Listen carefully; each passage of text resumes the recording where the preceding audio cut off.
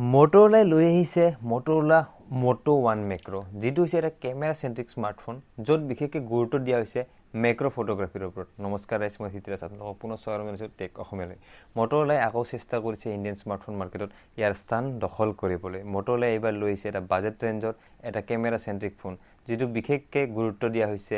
মেক্ৰো photography Macro photography ওপৰত গুৰুত্ব দি Moto 1 Macro আপোনাক দিছে ট্ৰিপল ক্যামেৰা সেটআপ বেকত য'ত মেইনলি আছে এখন 2 মেগাপিক্সেলৰ f2.4 আপাৰচাৰৰ মেক্ৰো লেন্স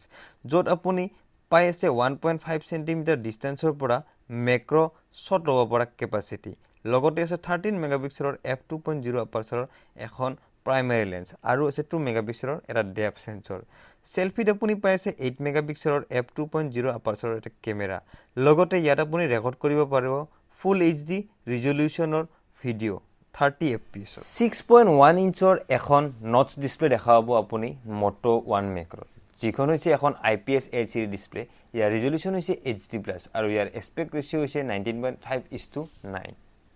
পাৰফৰমেন্সত ইয়াত দেখা গৈছে অক্টাকোৰ প্ৰসেসৰ MediaTekৰ Helio P60 যেটো বনোৱা হৈছে 12nm টেকনলজিত আৰু ইয়াত আছে GPU Mali G72 লগতে ইয়াত আছে Android 9 Pie সাপোৰ্ট বেটাৰী ডিপাৰ্টমেন্টত দিয়া হৈছে 4000 mAh ৰ এটা বেটাৰী বেকআপ লগতে আছে ইয়াত ফাষ্ট চাৰ্জিংৰ সাপোৰ্ট সিকিউৰিটি ফাৰৰ পৰা আপুনি ইয়াত দেখাব ফিজিক্যাল ফিংগাৰপ্ৰিন্ট স্ক্যানাৰ লগতে আছে ইয়াত ফেস আনলক আৰু ইয়াত ভেৰিয়েন্ট দেখা গৈছে দুটা যাৰ প্ৰথমটো হৈছে 2GB plus 32GB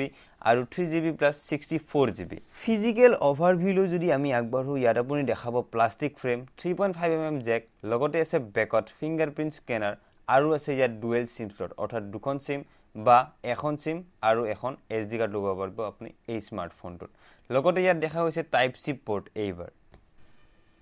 Moto 1 Macroৰ কোনো ধৰণৰ প্ৰাইস আমি এতিয়ালৈ দেখা নাই বা গম পোৱা নাই 9 অক্টোবৰত এই স্মাৰ্টফোনটো লঞ্চ হ'বলৈ গৈ আছে ভাৰতত আৰু সেই দিনা পিন কমেন্টত আপুনি পাই যাব ইয়াৰ সঠিক প্ৰাইস তথাপি টেক অসমীয়াই ইয়াৰ স্পেসিফিকেশন অনুযায়ী ইয়াৰ এটা প্ৰাইস ধাৰ্য কৰিছে হেতু হৈছে 10000 টকা কাৰণ ইয়াত আছে মিড ৰেঞ্জ স্মাৰ্টফোনৰ স্পেসিফিকেশন আজিৰ ভিডিওটো ইমানতে সমাপ্ত কৰিছো মই হিতৰাজ আপোনালোকৰ পৰা বিদায় মাগিছো জয় অসম